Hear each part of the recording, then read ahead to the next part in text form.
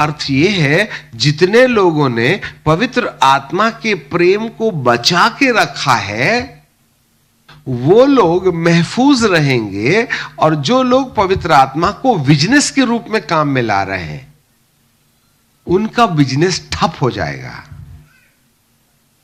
पवित्र आत्मा का काम हमारी जिंदगी में जो हमारे बिना प्रयास के द्वारा चल रहा था उसमें रोकथाम हो जाएगी।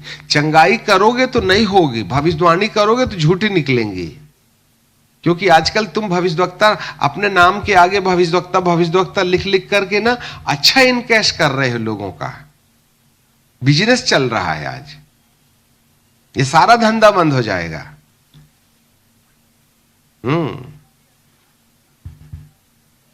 चंगाई तो केवल उससे होगी जो सच में धर्मी है,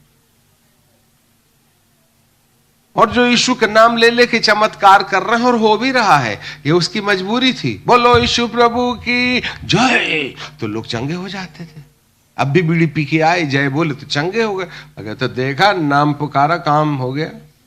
प्रभु कहते बंद करिए बिजनेस, अब मैं अपने नाम के द्वारा चमत्कार नहीं होने दूंगा। मैं केवल उन्हीं व्यक्तियों से नाम के द्वारा चमत्कार होने दूंगा जिन लोगों ने मेरे ईश्वर के प्रेम को समेट करके और बचा के रखा है। अब उनका बाजार गर्म होगा, जो बेचारे कटोरा लेके खड़े हैं। इसलिए बहुत जल्दी भीड़ भड़क का खत्म होने वाला है। जो रियली राइचियस होगा, जो रियली धर्मी होगा, वही सरवाइव करेंगे। याजक लोगों को याजकों की मीटिंग में कभी आएंगे, बुलाएंगे हम, आप आना तो बहुत मजा आएगा आपको। तो अंत के दिनों में धार्मिकता ही है जो ख्रिस्त विरोधी को रोक के रखेगी। समझ रहे हैं बात को? तो आपको क्या लगता है, ये मिस्र, ये असुर, ये इजरायली कबड्डी कबड्डी कबड्डी कबड्डी कबड्डी कर रहे हैं, इसका मतलब क्या है ना? तैयारी चल रही है भैया इनको पश्चाताप की। ये एक दूसरे को इतना मारेंगे, फिर कहेंगे काहे को मार रहा था तू, तो तूने मेरे लोगों को क्यों ले गया था? अरे गलती हो गई, तू पहले बोल देता तो इतना बर्बादी क्यों होती। अच्छा कोई बात नहीं, अब जब भिखारी बन गए तब माफी मांग रहे हो तुम। जब सब लूट गया और लूट लिए तुमने, तो प्रभु कहेंगे क्या करो, तुम्हारे सिर में तो तीसरे नेत्र खुले थे, तुम कहां सुनने तैयार थे मेरी बर्बादी में। अभी जब हमारे पास में खूब पैसा रहता, ये डॉक्टर के पास इलाज कराएंगे, ये डॉक्टर के पास इलाज कराएंगे, ये डॉक्टर के पास इलाज कराएंगे, जितना बैंक है पूरा खाली कर रहे थे, अमेरिका लंदन सब जगह चले जाते। और अब आखिरी हॉस्पिटल में जब गए, इससे बड़ा हॉस्पिटल धरती में कोई था ही नहीं, तब डॉक्टर कहते हैं साहब समय पूरा हो गया है। देखो तो पंखा देखते, तो प्रभु कहते, वो डॉक्टर साहब कहते पंखा मत देखो, इष्ट को याद करो, तारीख आ रही है, घंटी बज रही है। तब हमारा फोन नंबर मिलता है तुमको। अंकल जी सबने हाथ उठा दिए, आखिरी आशा तुम्हारे पास। मैं बोला भिखारी, जब पूरा की पूरा पैसा डॉक्टरों के पीछे लुटा दिया, अब मेरे को चंदे में देने के लिए 100 रुपए नहीं बचा, और आखिरी आशा तुम्हारे तरफ। हमारे पास में ऐसे मरीज आते हैं जिसको डॉक्टर हाथ उठाने बोलता है क्योंकि हम फोकट वाले हैं ना हमें भी मालूम है, और हम भी क्या करें अब समझ में आ गई।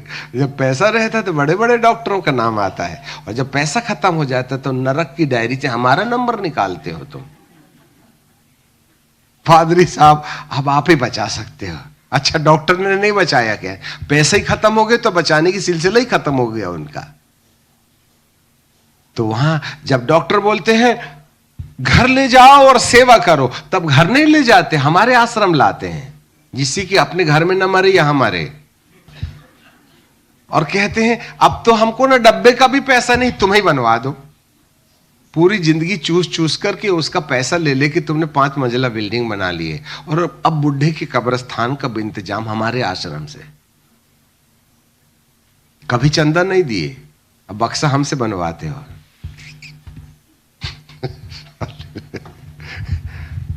जब गाय दूध देते देते है ना, दूध देना बंद कर देती, तब खटिक के पास बेच देते, कम से कम मांस खा ले इसका, दूध तो हम पी लिए।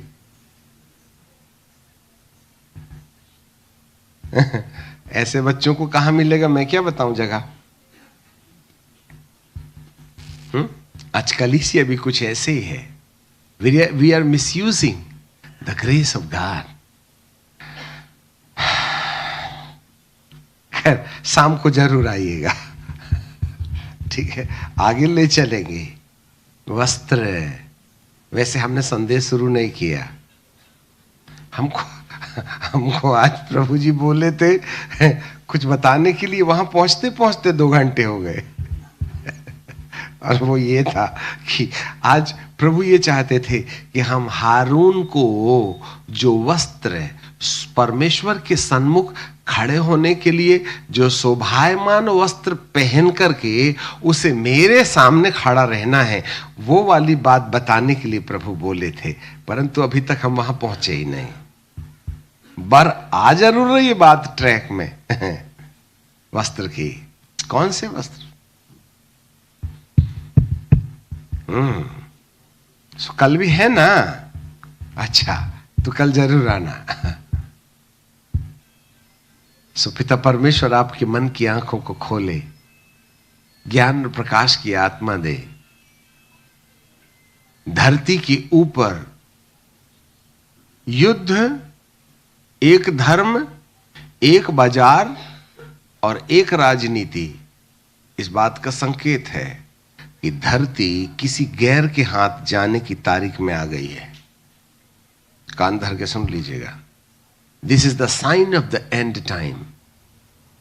ये जो दुष्ट है ना, पाप का पुरुष है, वो कोई ऐसा ओनिडा के समान जिसके सिर में सींग कर रहा है, ऐसा कोई चीज नहीं है, याद रखिएगा।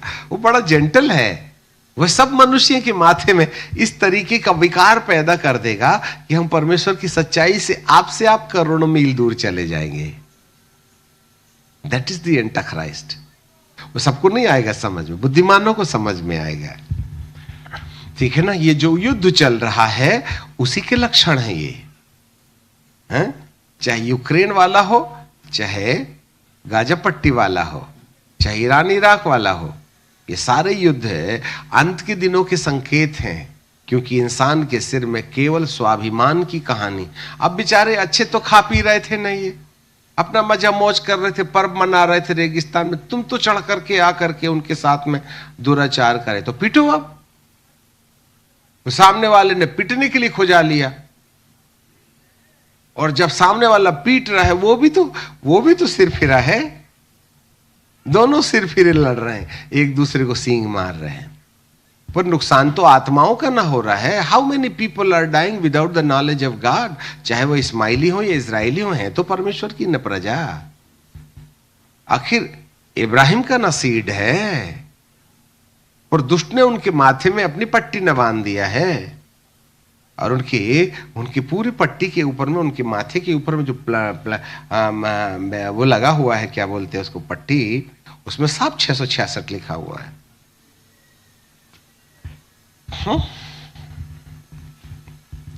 है ना, उसका काउंट ही 666 है। वो जिहादी है, वो अपने आपे में नहीं है, वरन उनके माथे में कोई बैठा है। वो तो परमेश्वर की सिर रखने की जगह है इस्माइलीस लोग। जरूर उनको मालूम है ईसा अलैहिस्सलाम अंतिम नबी होगा जो आसमान से आएगा और वही इंसान का न्याय करेगा। उनकी नमाजों में ईसा अलैहिस्सलाम की एक विशेष प्रार्थना होती है, और कुरान कहती है ईसा अलैहिस्सलाम रूह अल्लाह है, अल्लाह की रूह है, और उसे परमेश्वर के पुत्र के रूप में स्वीकार नहीं किया जा सकता है। आखिर पट्टी बांध दिया ना किसी ने। They are the children of God, but they are misused by the demonic influences.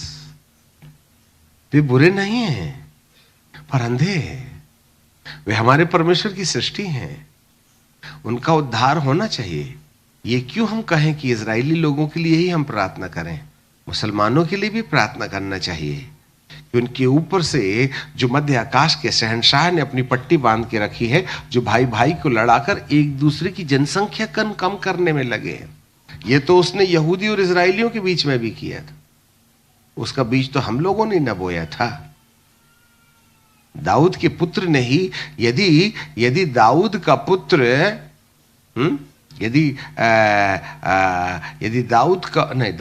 Suleman का बेटा मान लेता बुढ़ों की सलाह की, तू पिता ने, सुलेमान ने जो बोझ उनके सिर के ऊपर रखा है उसको थोड़ा कम कर देता, तो कभी 10 गोत्रों और 1 गोत्रों में युद्ध नहीं होता। आखिरकार दाऊद सुलेमान के समय तक, सुलेमान राजा के समय तक 12 गोत्र के लोग एक साथ ही न थे। तब रहूबियाम नाम सुलेमान के बेटे ने, रहूबियाम के पास में सुलेमान के मरने के बाद रहूबियाम के पास में जो सुलेमान का पुत्र था, जो सुलेमान की गद्दी में बैठा था, इजरायली लोग आए और कहने लगे, हमसे वाचा बांध कि तेरे पिता ने जो हमारे ऊपर में लेवी और कर्जा लगाया था उसको हल्का करेगा कि नहीं करेगा। और उसकी लीडरशिप यरोबाम के हाथ में थी। यरोबाम वो व्यक्ति था जो सुलेमान के डर के मारे फलस्तीन में जा छुपा था। हिस्ट्री सुन लो, हम हिस्ट्री के स्टूडेंट्स नहीं हैं, पर बाइबल पढ़ने से जो प्रकाश पवित्र आत्मा दिया वो बता देते हैं। तो यरोबाम जो था वह सुलेमान का सेनापति था और किसी कारण से उसे भगोड़ा घोषित किया गया, क्योंकि उसकी युक्ति ही गंदी थी। इसलिए सुलेमान के डर के मारे यरोबाम चला गया। जब सुलेमान मर गया तो यरोबाम आया वापस और उसने लोगों को उस्काया और कहा, चलो दाऊद के बेटे रहूबियाम के पास में चलते हैं और हम एक डिमांड रखेंगे, तेरे बाप ने हमारे ऊपर जो कर्जा रखा था उसको माफ करेगा कि नहीं करेगा तू। तो सबसे पहले रहूबियाम ने क्या किया, सारे बुढ़े लोगों को बुलाया, ए दादा दादी नाना नानी जल्दी आओ। बोले, प्रजा के लोगों ने हमारे सामने एक डिमांड रखा है कि मुझे कर्जा कम करना चाहिए कि नहीं। उन्होंने कहा, राजा यदि तू संपूर्ण इजराइल के ऊपर में राज्य करना चाहता है तो जो प्रजा तुझसे उम्मीद कर रही है प्रेम भरे रास्ते से उनकी लेवी कम कर दे, तू कर्जा कम कर दे। ठीक है जाइए। हाँ, ए लड़के लोगों, चलो फुटबॉल खेलने वाले, कबड्डी की टीम, क्रिकेट की टीम, जल्दी आइए। और उन्होंने तमाम युवाओं को बुलाया और कहा, बोलो अब हमारे सामने ये समस्या है, क्या करें क्या ना करें। तो बोले, सुन तू ऐसा करना, सब कबड्डी के खिलाड़ी थे ना, तू ऐसा करना, जब प्रजा आएगी तो कहना मेरे बाप ने तुम्हारे कांधे में लकड़ी रखा था, मैं तुम्हारे कांधे में लोहा रखूंगा, कर्जा और बढ़ाऊंगा। तो रहूबियाम को बुजुर्गों की सलाह अच्छी नहीं लगी। उसने युवाओं की सलाह मान करके जब यरोबाम टीम का लीडर बन करके आया, तब उसने कहा, मेरे बाप ने जो कुछ भी किया था उससे डबल करूंगा। तब यरोबाम ने प्रजा को वापस ले जाके कहा, देख लिया ये राजा के लायक नहीं, तुम तो मेरे को बना लो। तब यहूदा अकेला रह गया और 10 गोत्र के लोग उत्तर इजराइल में बस गए और यहूदा और इजराइल के बीच में घमासान युद्ध वर्षों तक चलते रहा और भाई भाई एक दूसरे को मारते रहे। तुमको क्या लगता है इसके पीछे कौन है, जबकि एक ही बाप की औलाद है? कौन लड़ाता है तुमको? कौन युद्ध लड़ाता है? किसने इजराइली और यहूदा को अलग कर दिया? और ये इजराइली यरोबाम के चक्कर में उधर चले गए ऊपर, और जाकर के यरोबाम ने उनके लिए ना हर पहाड़ में वेदी बना दिया। कान धर के सुनिएगा। और इसके कारण खुदा बाप इजराइल के ऊपर में नाराज हुआ। नहीं माने यिर्मयाह को भेजा परमेश्वर ने। वे सामने तो यहोवा की वेदी की आराधना करते थे, परंतु पीछे सूर्य की मूरत पर अगरबत्ती लगाते थे। यिर्मयाह को जेल में डाल दिया। परमेश्वर ने कहा 70 साल की गुलामी में भेज दूंगा, नहीं माने लोग। आखिरकार नबूकदनेस्सर आया और उसने सारे इजरायलियों को गुलाम बना के ले गया और मंदिर ढा दिया गया। ये ढिठाई है, इसके पीछे दुरात्माओं का हाथ है। एंटी क्राइस्ट, अरे चल हट, सबको समझ में आ जाए तो ठीक हो जाते हैं हम। वो कोई बाहर नहीं रहता, अंदर ही रहता है। हम भी तो समाज में कबड्डी लड़ रहे हैं, हम भी तो समाज में कबड्डी लड़ रहे हैं। उधर नहीं जाना, वो हमारी मीटिंग नहीं है। वो पास्टर से बात मत करना, जैसे उसकी बाइबल काली है और तुम्हारी गोरी है। तुम्हारा यीशु अलग है और उनका यीशु अलग है। हम कौन से भूत की कहानी बता रहे हैं तुमको, फिर बाकी गए कहां? एंटी क्राइस्ट दिखता नहीं ना है। जब पवित्र स्थान में घृणित बैठा हुआ देख लो, तब जान लेना कि अंत करीब है। यदि मसीही समाज के अंदर में विभाजन शुरू हो गया तो बर्बादी की तारीख करीब आ गई है। इससे ज्यादा साफ नहीं कहा जा सकता।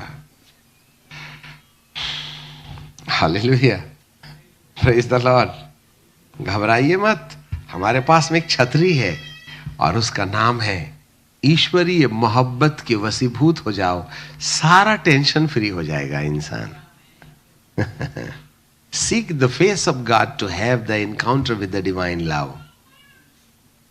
हे पिता, तेरे ईश्वरीय प्रेम से भर दे, जिससे कि मेरे तीसरे नेत्र खुल जाए, मुझे सब दुनिया दिखने लगे।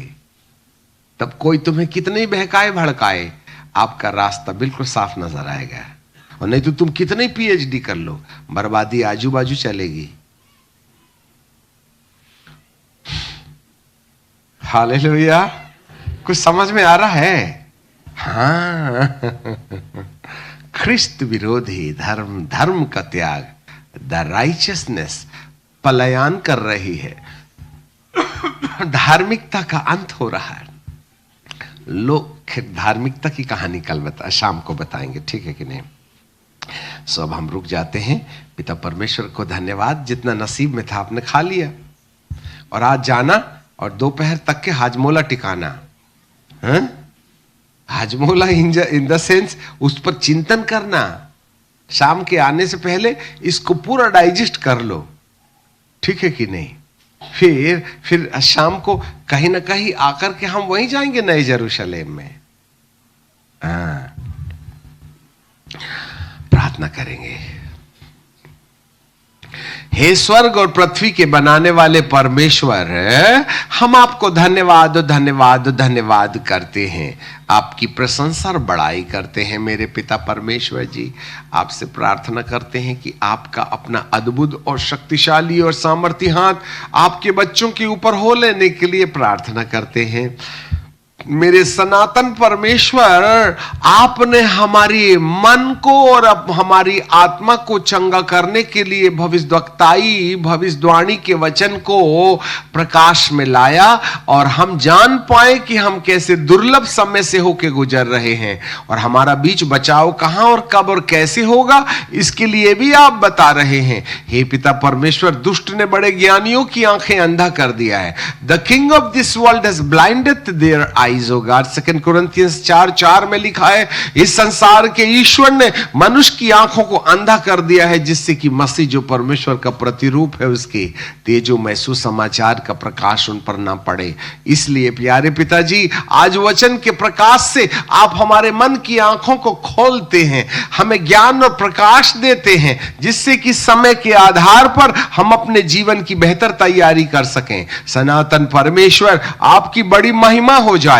प्यारे पिता, अभी भी यहां इस हॉल में कुछ लोग बीमार पड़े हुए हैं जो समस्या लेके आए हैं। प्यारे पिताजी, बीते 2 घंटे से हम आपके वचन पर चिंतन कर रहे, पर इस थकावट की हालात में अपना हाथ बढ़ा करके प्यारे पिता परमेश्वर अपनी दया दृष्टि होने दीजिएगा। प्यारे पिता परमेश्वर जी, ओ मेरे अच्छे और सच्चे पिता, हम आपको धन्यवाद और धन्यवाद देते हैं। आपका पवित्र तेजोमय प्रकाश इन प्रियों के जीवन के ऊपर हो लेने के लिए प्रार्थना करते। हालेलुया। ओ अग्निमय परमेश्वर, महाप्रतापी यीशु, हर एक बीमार को, हर एक अबनॉर्मल, हर एक लकवा या पैर की तकलीफ जो पीछे नीचे में प्रभु जी वॉकर में है, जिसके कमर में तकलीफ है, प्यारे पिता परमेश्वर, ओ राजा, आपकी पवित्र आत्मा की महान शक्ति जो जो लोग बड़ी आशा से यहां आ रहे हैं उनके ऊपर आपकी चंगा करने वाली महासामर्थ बहने दीजिए। प्यारे पिता परमेश्वर, आपका पवित्र तेजोमय प्रकाश इस बेटी को, जिसके दिमाग के अंदर में मद्दापन है, प्रभु आपकी तेजोमय रोशनी उसको छू ले। प्यारे पिताजी, जो शरीर में जहां जहां कमजोर और बीमार है, आपकी पवित्र आत्मा की अपनी लपलपाती हुई अग्नि हर एक के शरीर से बह जाने पाए। बाप, बिना डर और भय के, बिना सच्चाई को छुपाए हमने आपके कलाम को पेश किया, इसलिए अपनी प्रसन्नता के आधार पर इन बेटे बेटियों को छू करके चंगाई दीजिएगा। हर एक को तन से लेकर, मन से लेकर, परिवार से लेकर, उनकी आत्मा के आत्मिक दिमाग के ऊपर आपकी चंगा करने वाली सामर्थ बहने पाए। पिताजी, हम आपको धन्यवाद देते हैं, यीशु नासरी के नाम से मांगते हैं, आमीन। जीसस। आइए जोरदार ताली बजा के प्रभु की महिमा करेंगे। Thank you Jesus. Hallelujah, hallelujah.